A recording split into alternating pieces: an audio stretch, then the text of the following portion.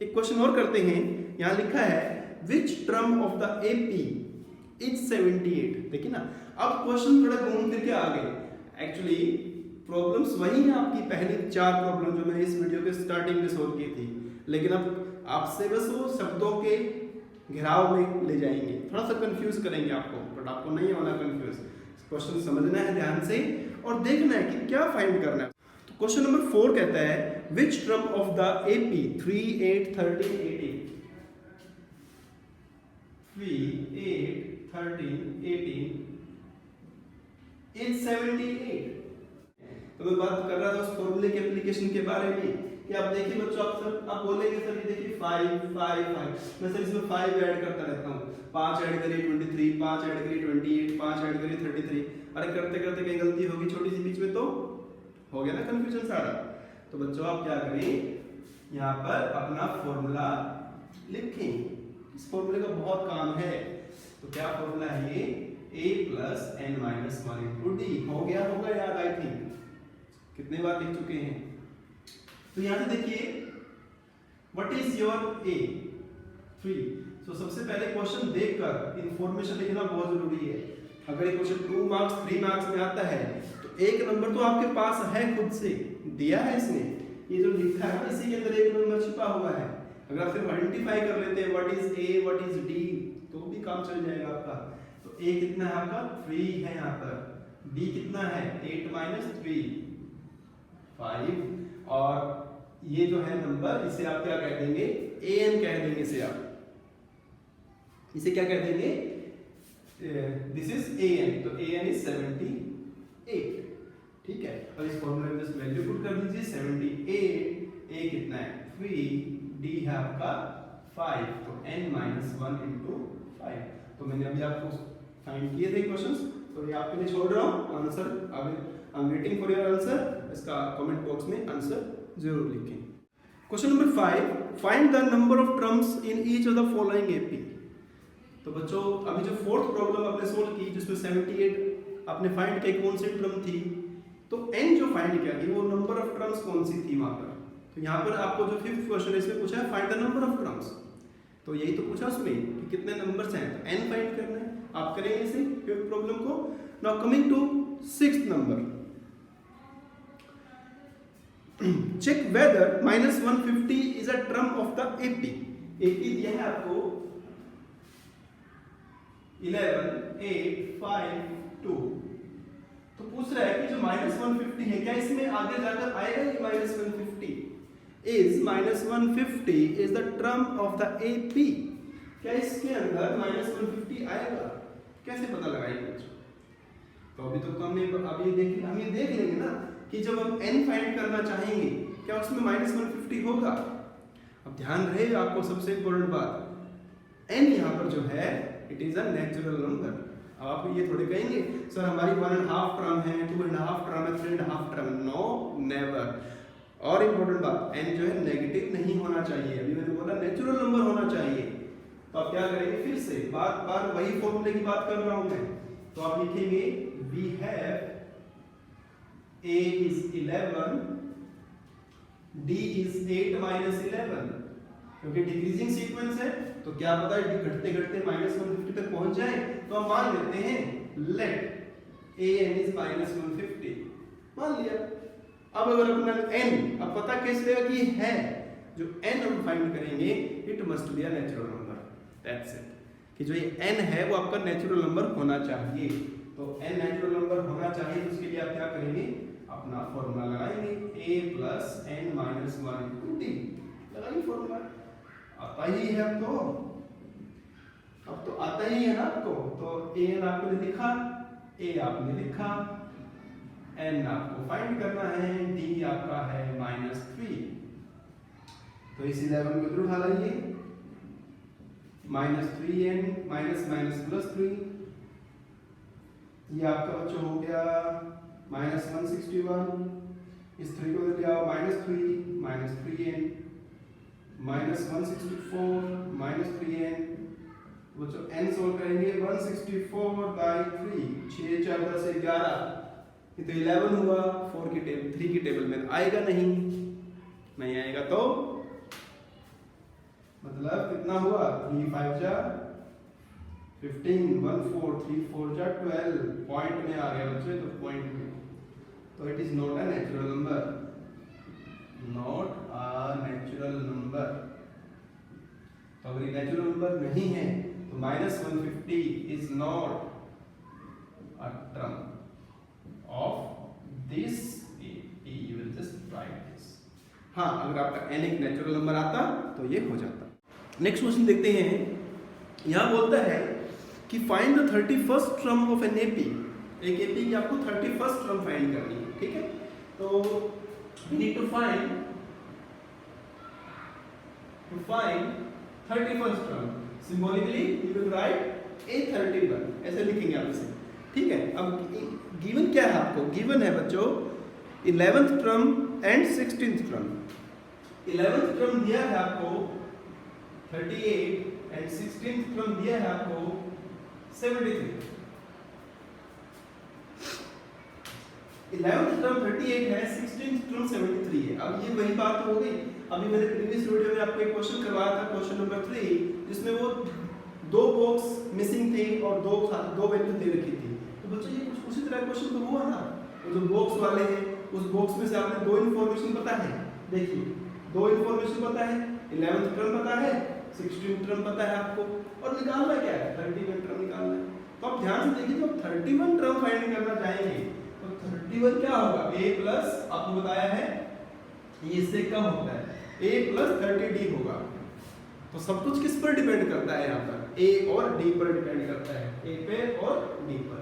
तो पहले a और d फाइंड करेंगे, और a और d फाइंड करने के लिए दो इक्वेशन होनी बहुत जरूरी है a और d की टर्म्स में। तो पहले आप टू साइमल्टेनियस इक्वेशन बनाएंगे a और d की टर्म्स में, उसके लिए दो कंडीशन होनी बहुत जरूरी है। तो दो कंडीशन है तो बच्चों हमारे पास, तो 11th टर्म को कैसे लिखते हैं सिंबॉलिकली, a11। और अभी आपको लिखना आ गया होगा, बहुत अच्छे से आप समझ चुके हैं how to write a11, a plus 11 यहाँ जो 10b, ठीक है। ऐसे यहाँ पर 16 है तो a plus 15d and it is 38, it is 73। तो should I solve this question? Many of you are saying no sir। तो ठीक है, मैं नहीं करूंगा सोल्व इसे, अब जस्ट मैं हिंट दे रहा हूं, एलिमिनेशन मेथड लगाएं, a और d की वैल्यू निकाल के इसमें पुट करें, write the answer. I will wait. Okay, next question थोड़ा सा और घुमा के दिया है। An AP consist of 50 terms. एक AP के अंदर 50 टर्म्स दिए हैं आपको, यहाँ पर 50 टर्म है, मतलब लास्ट टर्म जो है उसकी 50th टर्म है। तो ये क्वेश्चन थोड़ा ध्यान से देखें।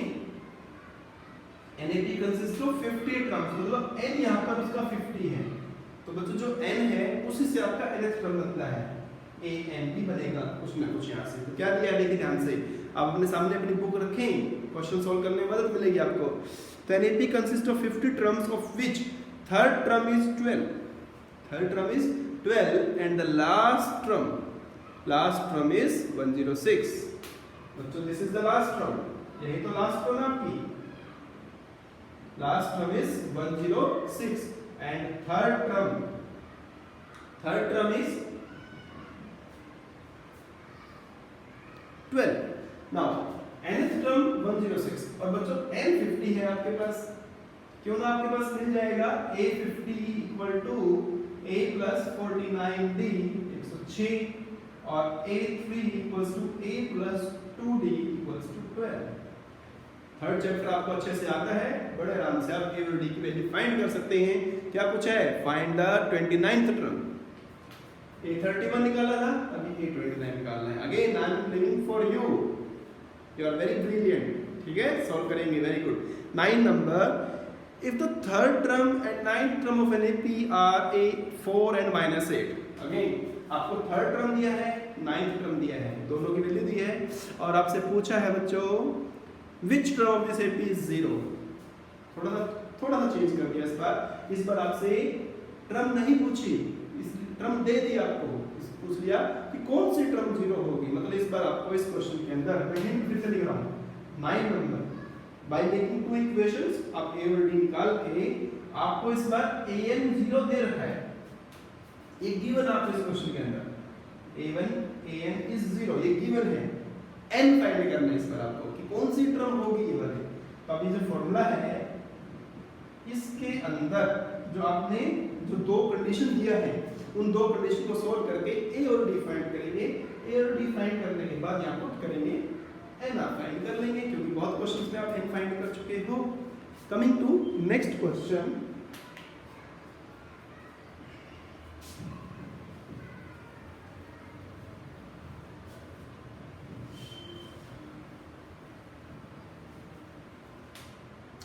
चलिए मैं अब आपके लिए कुछ क्वेश्चन छोड़ता हूं, मैं एक बढ़िया क्वेश्चन सोल्व करता हूं। क्वेश्चन नंबर 11 देखिए ध्यान से। Which term of the AP 3, 15, 27, 39 and so on, which term of this AP will be 132 more than its 54th term? तो बच्चों जब भी बात करें विच टर्म, आपका दिमाग कहाँ जाना चाहिए? nth टर्म पे जाना चाहिए जब भी विच टर्म की बात करें, क्योंकि nth की बात कर रहा है। तो हम इसमें मान लेते हैं लेट इसकी जो nth टर्म है वो इसकी 54th टर्म से 132 ज्यादा है। तो इसी क्वेश्चन के बहुत नंबर है इसके अंदर। इसने पूछा आपसे कि कौन सी टर्म इसकी 54th टर्म से 132 ज्यादा होगी। तो हम क्या करेंगे, जो टर्म हमें फाइंड करनी है उसको फाइंड करने के लिए जो 54th टर्म दी है उसमें 132 ऐड कर देंगे, तभी तो बैलेंस बनेगा इसके अंदर। तो अब क्या करना, आपको n फाइंड करना है इस क्वेश्चन में। तो आप लिखें formula a plus n minus 1 into d। 54 का लिखें a plus 53d plus 132। ये तो फॉर्मूला की बात होगी। अब आप देखें यहाँ पर क्या क्या दिया है आपको, जो इंफॉर्मेशन गिवन है क्वेश्चन के अंदर। You are having a is 3, d is 12, right. सो आप एक वैल्यू पुट कर सकते हैं और नहीं तो आप डायरेक्टली माइनस कर सकते हैं। d कितना है आपका 12, तो n minus 1 into 12, 53 into 12 plus 132। Again आपके लिए फिर छोड़ रहा हूं मैं, find n, what is the number. ठीक है, नेक्स्ट क्वेश्चन। अब ये बहुत अच्छे क्वेश्चंस हैं, आप थोड़ा करें अपने आप। एक क्वेश्चन है यहाँ पर देखिए, how many 3 digit numbers divisible by 7, how many multiples of 4 lies between 10 and 12। कैसे क्वेश्चन देखिए यहाँ पर बहुत सारे, ठीक है ना। तो इस तरह के क्वेश्चन मैं और भी दूंगा। 30 number, how many 3 digit numbers are divisible by 7। तो अब थोड़ा ध्यान से सोचिए कि 3 डिजिट के नंबर कहां से स्टार्ट होते हैं, यहां से स्टार्ट होते हैं, कहां खत्म होते हैं, 999 पे खत्म होते हैं। 100 से स्टार्ट होते हैं और 999 पे खत्म होते हैं। अब बच्चे क्या करते हैं, यहीं से गड़बड़ करना स्टार्ट कर देते हैं। 3 डिजिट तो देख लेते हैं बट वो भूल जाते हैं कि 7 के मल्टीपल्स भी हैं। तो 100 के बाद 7 का मल्टीपल कैसे फाइंड करेंगे आप? तो इसके लिए ऑप्शन आपके लिए है। अब छोटी क्लासेस में देखते थे कि इसमें क्या ऐड किया जाए, क्या माइनस किया जाए कि 7 का मल्टीपल हो जाए, ऐसे करते थे ना। तो अब देखेंगे आप 100 को 7 से डिवाइड करके देखिए, ठीक है। आप कुछ बच्चे के दिमाग में घुस भी गया है कि कौन सा मल्टीपल होगा 7 का, उनके लिए बहुत अच्छी बात है। लेकिन कुछ बच्चे जो नहीं पता कर पा रहे वो 7 से डिवाइड कर लीजिए। तो 7 से फिर से डिवाइड करेंगे, आप देखेंगे 7 × 7 3 0, 7 4 जा 28, क्या बचा, 2 बचा, है ना। मतलब अगर मैं इसमें से 2 हटा दूं तो ये 7 का क्या बन जाएगा, मल्टीपल बन जाएगा, मतलब कि 98। मतलब 100 के पास 7 का मल्टीपल 98 है, बट हमें तो 100 के बाद चाहिए 3 डिजिट का, 2 डिजिट है। तो just add 7 to this. So this is your first number. So your first number is 105, not 100. Similarly बच्चों आप यहाँ से पता कर सकते हैं 994 से। आप 994 लिखिए और उसको 7 से आप 999 लिखिए, क्योंकि क्या पता ये भी हो 7 का मल्टीपल, अगर होगा तो रिमाइंडर 0 हो जाएगा। तो 7 से डिवाइड कर लीजिए, 7 × 7 इट इज 2, 9, 7 4 जा 28, 1, 9, 7 2 जा 14। तो 5 इज एक्स्ट्रा here. तो if you remove 5 from here, 5 को हटा दें यहाँ से, तो जो नंबर होगा मतलब इसमें से माइनस करते हैं 5 तो 994, तो दिस इज 994 3 डिजिट का नंबर जो लास्ट हुआ। तो ये सबसे इंपॉर्टेंट था इसके अंदर कि आप कैसे पता करेंगे कि कौन सा नंबर आपका फर्स्ट है कौन सा लास्ट नंबर है। अब आपसे पूछ रहा है यहाँ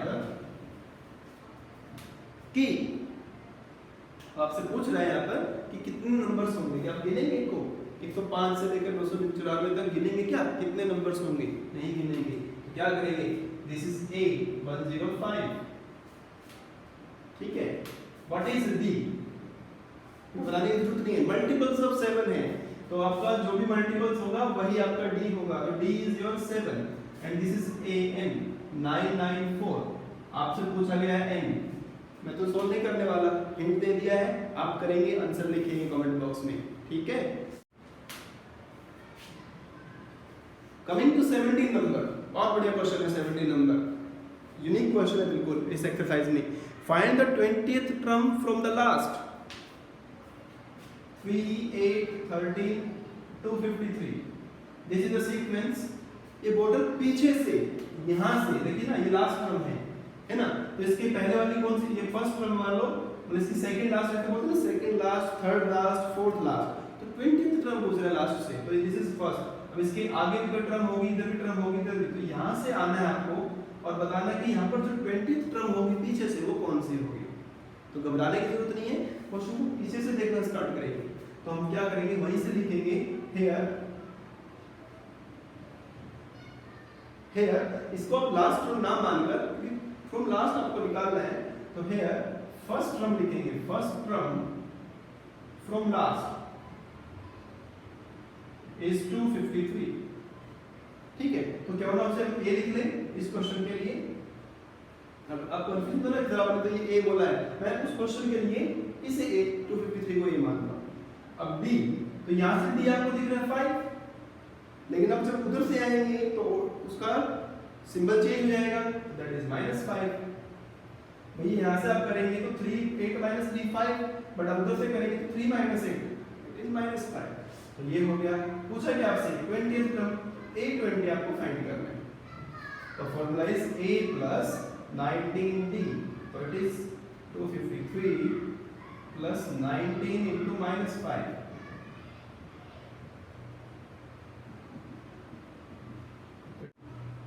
uh, 13 minus 5 8 is 4 5 and 1, so 158 is your answer, right? अब कुछ आगे प्रैक्टिकल प्रॉब्लम्स के बारे में बात कर रहे हैं। एक क्वेश्चन नंबर 18 है आपका, बहुत बड़ा क्वेश्चन है। यहाँ कुछ बात कर रहा है सम के बारे में कि the sum of 4th and 8th term of an AP is 24। तो इसमें बच्चों बोला है कि 4th टर्म और 8th टर्म का जो सम है वो 24 है, ठीक है। सिमिलरली कंडीशन और है यहाँ पर, is talking about 6th and 10th term का जो सम है वो 44 है। 6th और 10th टर्म का जो सम है वो 44 है यहाँ पर। तो अब क्या करेंगे, 4th term you know it very well, a plus 3d 8 a plus 7d is equals to 24, तो a plus 8 2a plus 10d 24। ऐसे आप इसे करेंगे एक क्वेश्चन बन जाएगी। ये ऑलरेडी आप कितने क्वेश्चन कर चुके हो ना, सीख चुके होंगे कैसे निकालने हैं। अब देखिए कि प्रैक्टिकल प्रॉब्लम है, डेली लाइफ से आपकी प्रॉब्लम है एक तरह से। एक क्वेश्चन है आपका, सुब्बाराव स्टार्टेड वर्क इन 1995। 1995 में वर्क स्टार्ट करता है, ठीक है।